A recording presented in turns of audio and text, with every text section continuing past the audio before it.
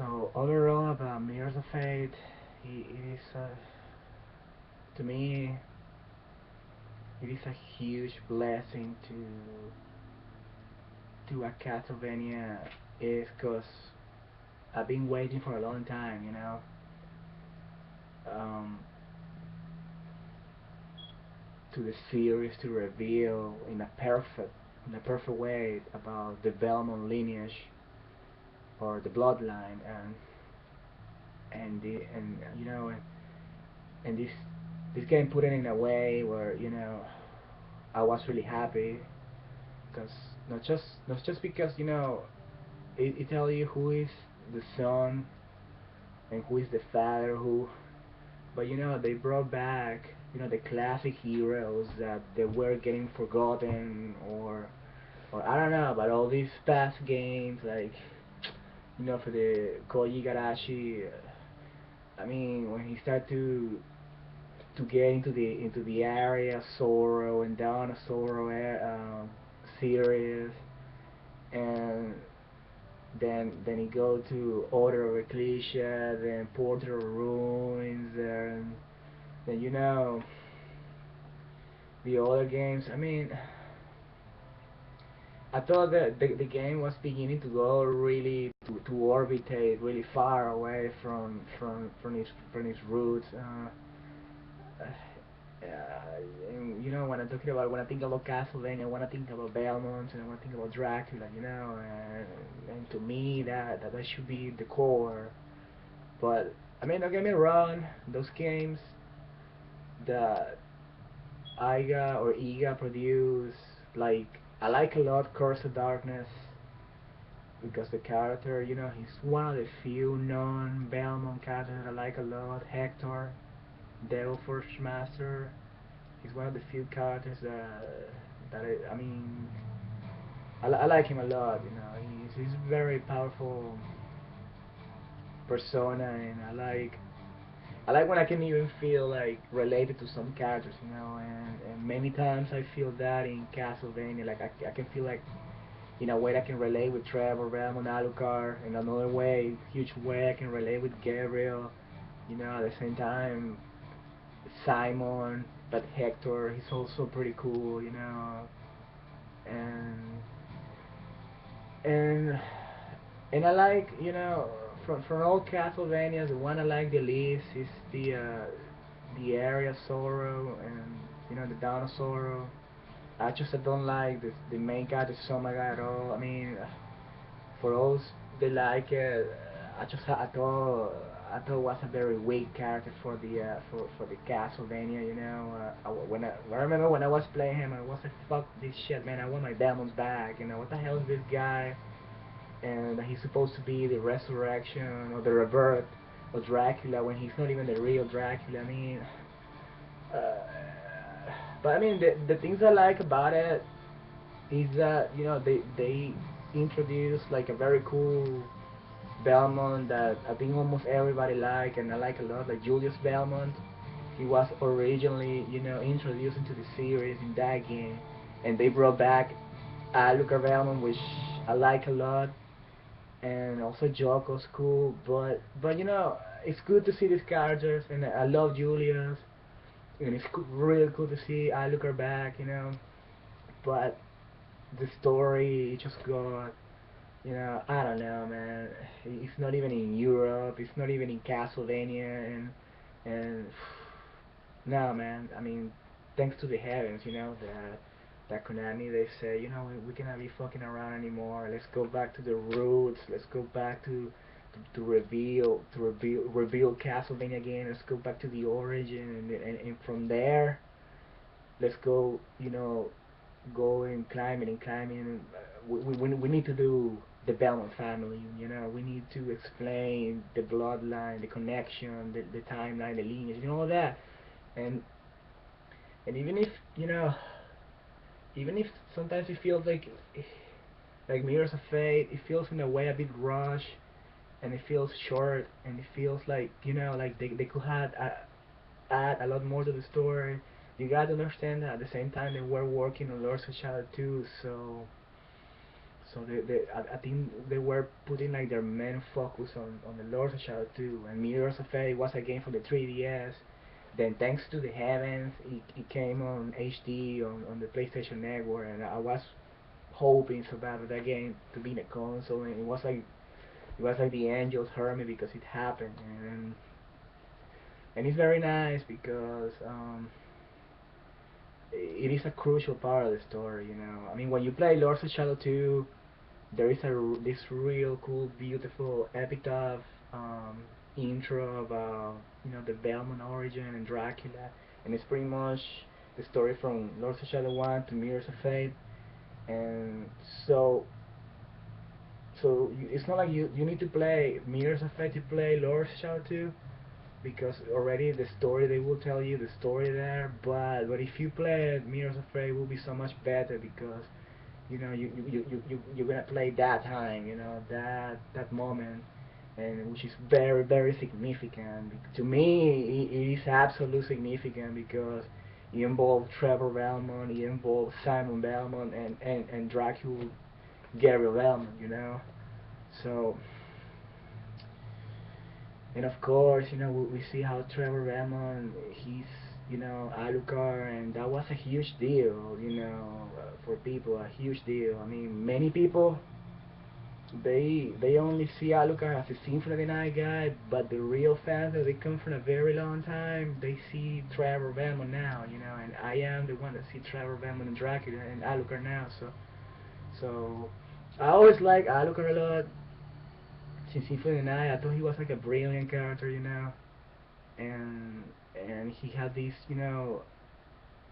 angelic tone of him, like he was like if you mix like an elf, and a vampire at the same time. He was like these both things, that he's not just a sinister dark vampire. It's more than that. He's like this shining, kind of knight in a shining armor type of knight vampire, and he is pretty cool, but he was getting a bit overrated by the people and saying, when you always see people saying that Symphony of the Night is the best Castlevania ever made, which I don't agree in terms of, I think it's a great game, but I do like more Castlevania 4 with Simon Belmont and Castlevania 3 with Trevor. I mean, I thought those games were even more epic, but it's, I don't know.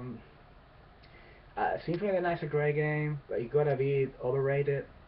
But people should really dig more into the Castlevania universe before they say, a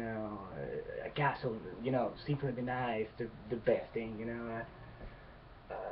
I personally, I like more the Alucard or the Trevor car, Alucard Belmont from the Mirrors Effect, because to me, we see Alucard more in depth. We see a huge background on him, and finally they explain you what kind of connection we have with the Belmont. Because when you see Alucard, I remember when I played Symphony of the Night, I was saying it would be so cool if Alucard is somewhat related to Belmont, because he had that absolute goodness in hand, and he's so against Dracula, even though that he loves him deep down inside, but it's a very chaotic type of love, that he is being pretty much consumed by distortion and corruption, because Alucard, he thought that his father killed his mother on his own will, but he never knew that was a curse, pretty much Satan doing a curse on him to kill his wife, and that's the thing that he didn't knew, he didn't knew that his father is not a real monster, he's just a victim, just like everybody else being a victim of the devil, and that's one thing that makes it so powerful. Um, it is a deep story, and Mirrors of Fate, it had this kind of Metrovania feel, like you got the map, and you're discovering the place, and I mean, it's not like the Lord of Shadow 1 that you go chapter by chapter, Then you gotta to wait the annoying loading screen, then choose the chapter again and go back.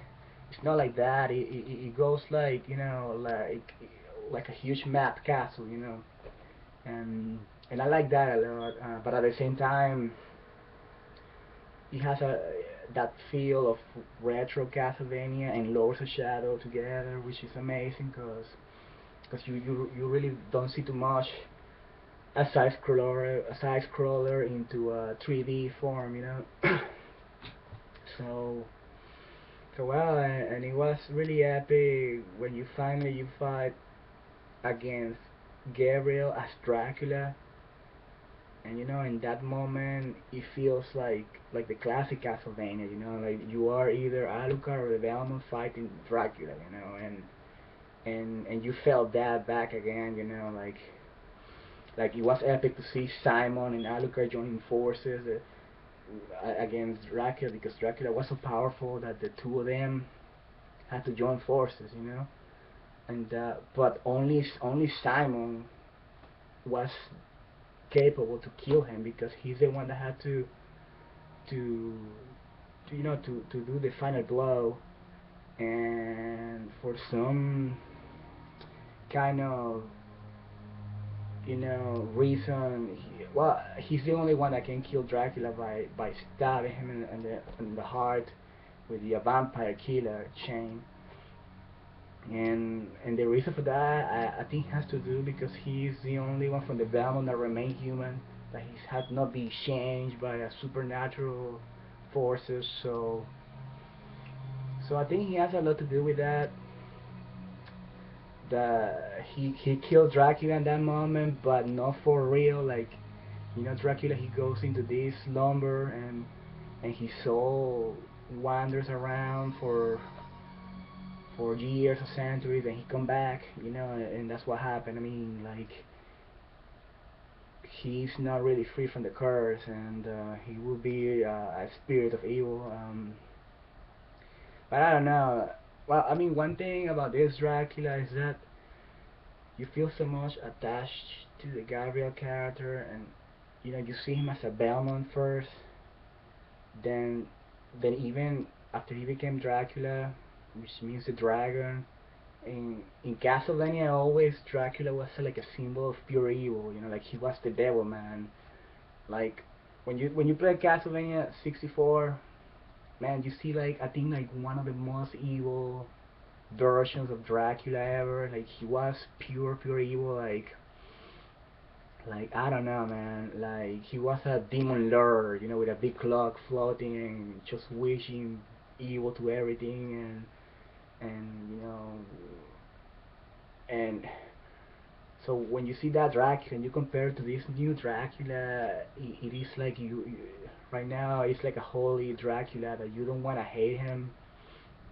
You still love him, even though that he's into the path of darkness, because you understand why he's going through all that, and you understand his pain, and you see goodness in him, a proof of that is when he find out that Trevor was his son, and he became a father in that moment. He cried for his son. He tried to revive him. He did all what he could. You know, when he sees the reflection of his wife, his face changes. He's not the evil, looking face. He's You see that tenderness in him again, and it is a new Dracula, but it is like the best Dracula that I have I haven't seen any story. I mean, even the Bram Stoker Dracula, even the Grey movie with Gary Oldman when he played the Dracula, that was like one of the best Dracula ever, man. I mean, this Dracula, he like took that and a lot more. He was more, I don't know, a lot more character development in him, and to me, this is like the best Dracula of all, and I don't think there's gonna be any other better Dracula than Gabriel Belmont, and I think a lot of people will agree with me. Anyway, the next video might be the last, so